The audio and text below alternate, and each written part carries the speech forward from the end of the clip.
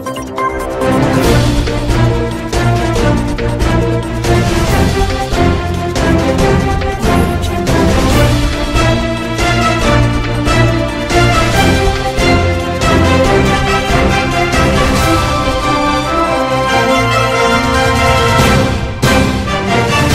heureuse de vous retrouver sur Niata TV. Mesdames et messieurs, bonsoir et bienvenue dans ce 19h.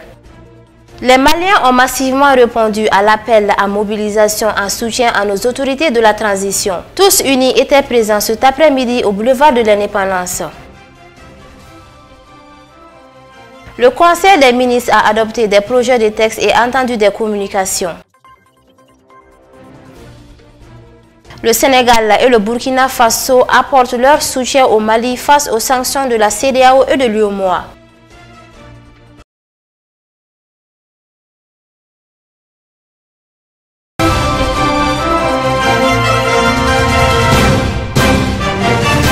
Une fois de plus, bienvenue dans cette édition et merci de nous rester fidèles. Comme je vous en parlais tout à l'heure dans les titres, ce vendredi 14 janvier 2022 restera à jamais gravé dans l'histoire du Mali. Dans l'après-midi de ce jour, les Maliens de partout à travers le pays ont répondu à l'appel à mobilisation des autorités de la transition pour faire face tous ensemble aux lourdes sanctions de la CEDEAO et de l'UEMOA contre notre chère patrie, le Mali. Les hommes et les femmes ont massivement répondu présents à ce grand rassemblement. Ils étaient tous au rendez-vous de l'honneur au monument de l'indépendance cet après-midi. Des vieux et jeunes ont exprimé leur soutien au pouvoir actuel. Debout comme un seul homme pour montrer leur mécontentement après les sanctions des organisations ouest-africaines, à savoir la CEDEAO et l'UEMOA. Semou Yatara.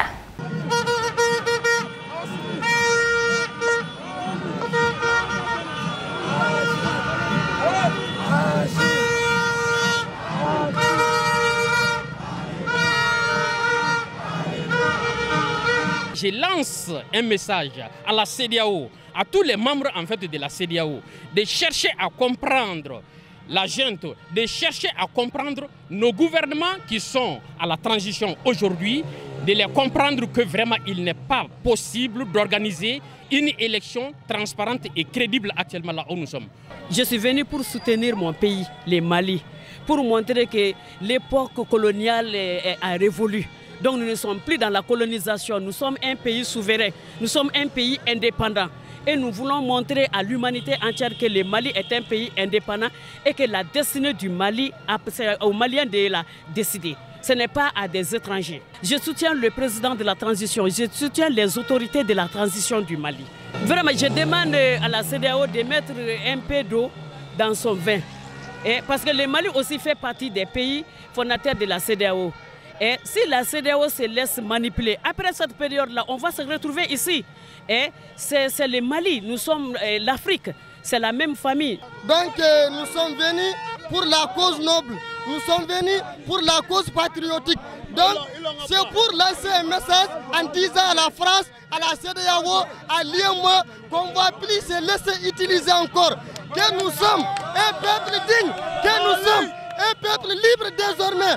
Donc, s'ils ne peuvent pas nous aider pour sortir de ces crises aussi graves, il ne faut pas vraiment qu'ils nous imposent des sanctions inhumaines, des sanctions égoïstes, des sanctions vraiment qui n'ont rien à voir avec nos réalités.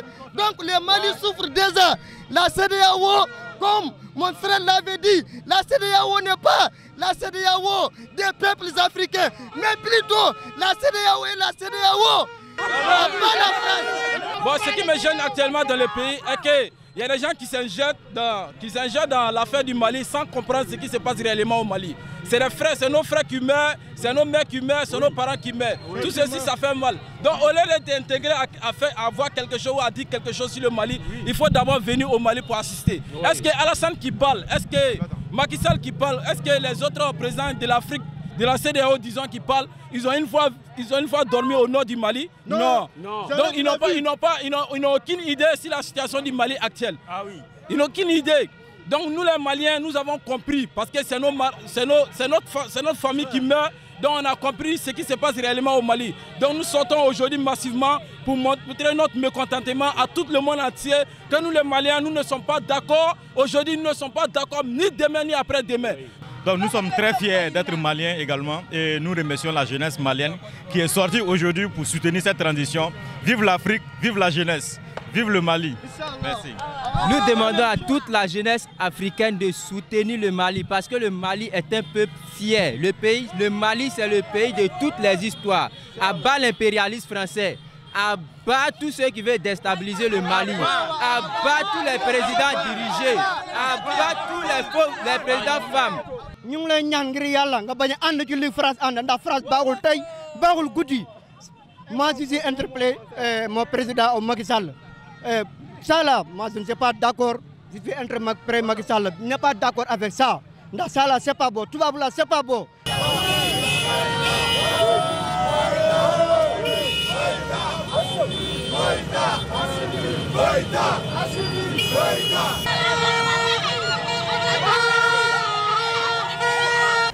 Nous parlons toujours de la marche patriotique dans cette édition. En effet, partout au Mali, les fils et filles du pays sont sortis pour affirmer leur désarroi suite aux sanctions de la CEDEAO et de l'UEMOA lors de sa réunion du 9 janvier 2022 au Ghana.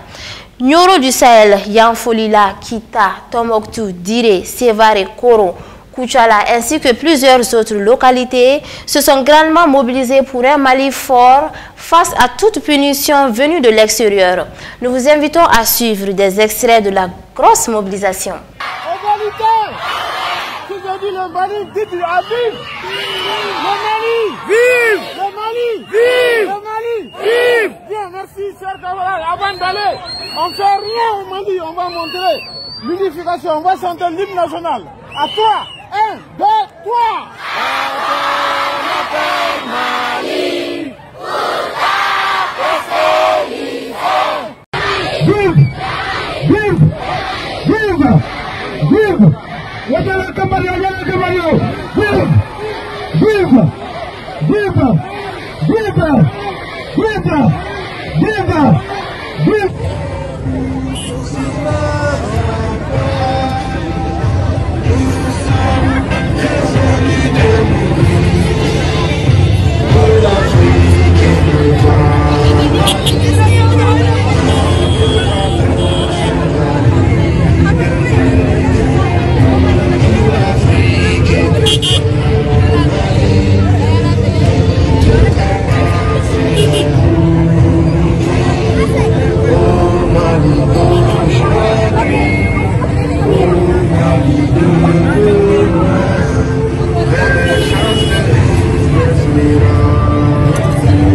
Sur tout un autre plan, le groupe Toguna, leader dans son domaine, a organisé une journée d'information et de communication ce mercredi 12 janvier 2022. Cette initiative a été marquée par la présence du ministre du Commerce et de l'Industrie Mahamoud Ould Mohamed, du secrétaire général du ministère du Développement rural, le Conseil malien des chargeurs et le président du collectif des fournisseurs d'intrants agricoles du Mali. La journée fut une grande satisfaction pour le groupe Toguna qui a décidé de mettre à la disposition des autorités maliennes 500 camions pour assurer l'acheminement des marchandises des Maliens via Nouakchott en Mauritanie, Conakry en Guinée. Aïssata Bachili. Les sociétés nationales ont décidé de prendre les taureaux par les cornes pour surmonter les lourdes sanctions infligées à notre pays par la CEDEAO et l'UEMOA. C'est ainsi que le groupe Toguna et ses partenaires ont pris les devants en invitant le ministre de l'Industrie et du Commerce pour une visite de terrain dans ses locaux, suivie de fortes mesures d'accompagnement. La visite a été initiée au départ par le Conseil malien des chargeurs, qui dans sa mission s'est proposé de rencontrer quelques acteurs du monde économique malien pour s'assurer que les marchandises nécessaires pour la population sont disponibles soit dans les ports qui sont ouverts, soit physiquement au Mali.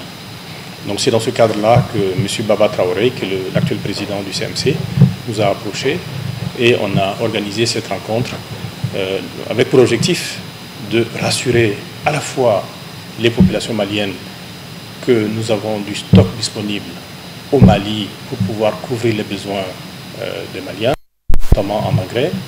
Et deuxièmement, rassurer les autorités pour leur dire aussi voilà, qu'il n'y a pas d'inquiétude à avoir, en tout cas pas dans le court terme, pour pouvoir approvisionner correctement le pays. On a visité les unités de production. La première unité qu'on a visitée, c'est l'unité de granulation de phosphate. Puis la seconde, c'est l'unité de production de NPK. On a visité également l'unité de conditionnement de produits phytosanitaires. Donc c'est une unité vraiment magnifique qu'on a installée avec notre partenaire BASF en Allemagne. Les ministres ont vu les stocks, ils ont vu les quantités disponibles, ils ont vu les capacités de production. Au niveau du NPK, on est à un niveau de production aujourd'hui de 1400 à 1500 tonnes chaque jour, avec une capacité de transport et de livraison qui est en adéquation.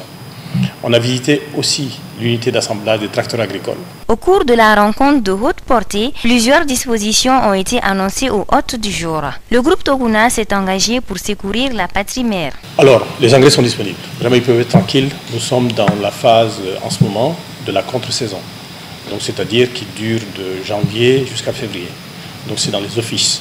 Donc, nous rassurons les offices, les personnes qui travaillent dans les offices, qui produisent des quantités importantes de céréales, que les engrais sont disponibles. Et à Bamako, et au niveau des offices. Donc il n'y a pas d'inquiétude à avoir. Maintenant, on est aussi dans la période du maraîchage, notamment pour la pomme de terre dans la région de Sikasso, principalement. Donc nous rassurons également tous les maraîchers que les engrais pour le maraîchage sont disponibles pour les 3 prochains mois. Donc de ce côté-là, il n'y a pas d'inquiétude à avoir.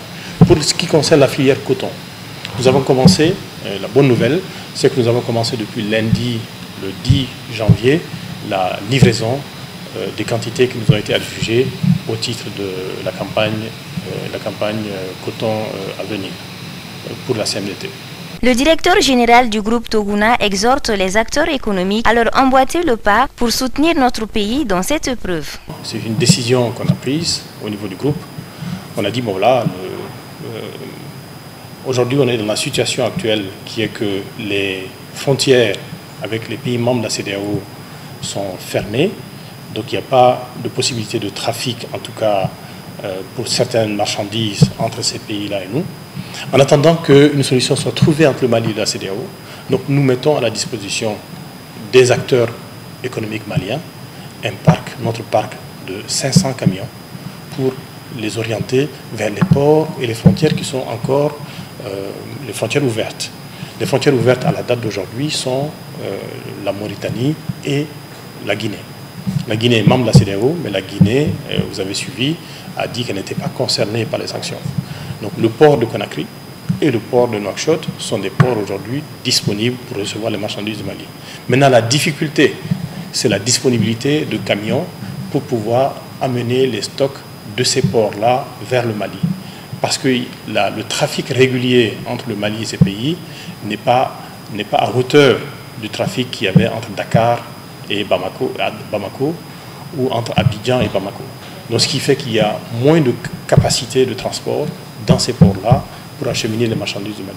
Donc nous avons la décision qu'on a prise, c'était de mettre les 500 camions à la disposition des acteurs maliens dans ces ports-là pour acheminer toutes les marchandises que les acteurs vont avoir dans ces ports-là, les acheminer dans des conditions très favorables, rapides, avec une logistique sûre, de qualité, pour que les marchandises arrivent au Mali sans problème. Avec pour objectif final d'éviter la rupture de stock et de marchandises pour les populations maliennes. Voilà l'idée et voilà la décision qui a été prise. Pour votre information, on a déjà envoyé 35 camions en Mauritanie qui sont partis déjà. Voilà, qui ont pris de l'engrais ici au Mali pour amener en Mauritanie et qui vont rester là-bas au port pour acheminer les marchandises du Mali. Semaine prochaine, on envoie un premier lot de 50 camions à Conakry pour aller chercher les marchandises qui sont là-bas au port de Conakry. Et on fera ça au fur et à mesure jusqu'à hauteur des 500 camions.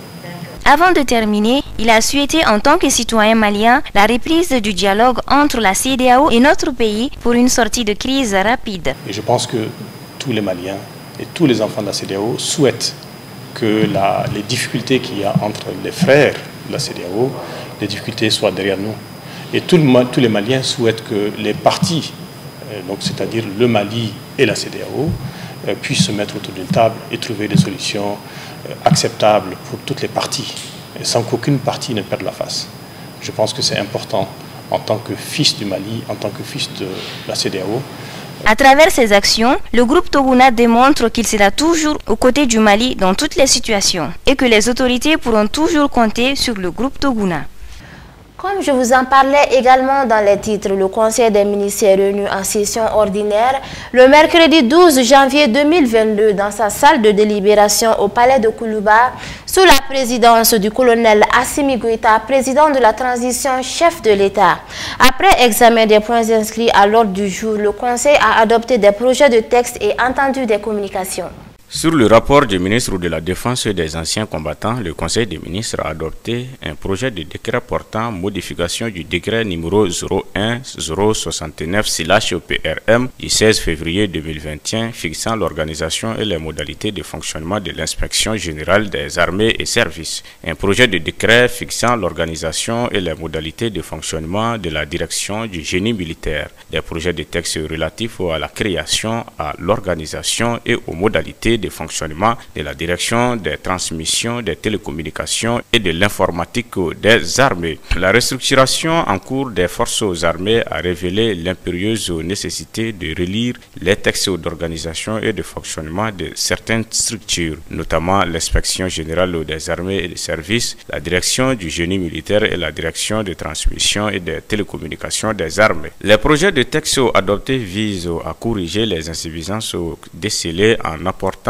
des innovations parmi lesquelles on peut citer entre autres la prise en compte de la dimension informatique et technologie, la création d'une sous-direction logistique pour la gestion efficiente et objective des matériels lourds, la création d'un nouveau régiment pour faire face aux besoins opérationnels et de détachement du génie militaire pour une intervention plus rapide et efficace, la création de nouveaux centres de formation et de commandement opérationnel. Cette nouvelle organisation permettra de mieux répondre aux défis sécuritaires et sera un des maillons essentiels pour la gestion des matériels et la sécurisation des réseaux des armées et services. Au chapitre de communication sur le rapport du ministre de la Sécurité et de la Protection civile, le Conseil des ministres a pris acte d'une communication écrite relative à la stratégie nationale de réforme du secteur de la sécurité et son plan d'action 2022-2024. La stratégie nationale de la réforme du secteur de la sécurité a pour objectif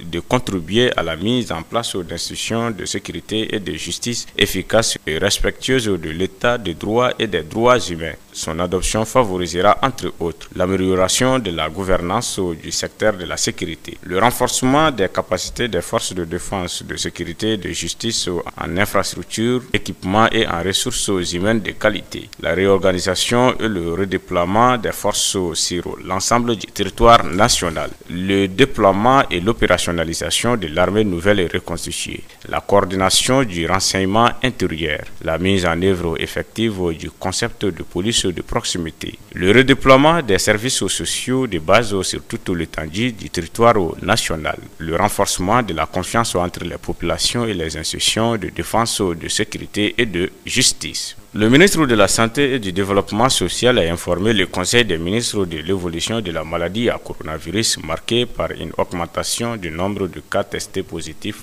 par rapport à la semaine précédente. Le président de la transition, chef de l'État, a réitéré son appel au respect strict des mesures de prévention et de lutte contre la maladie.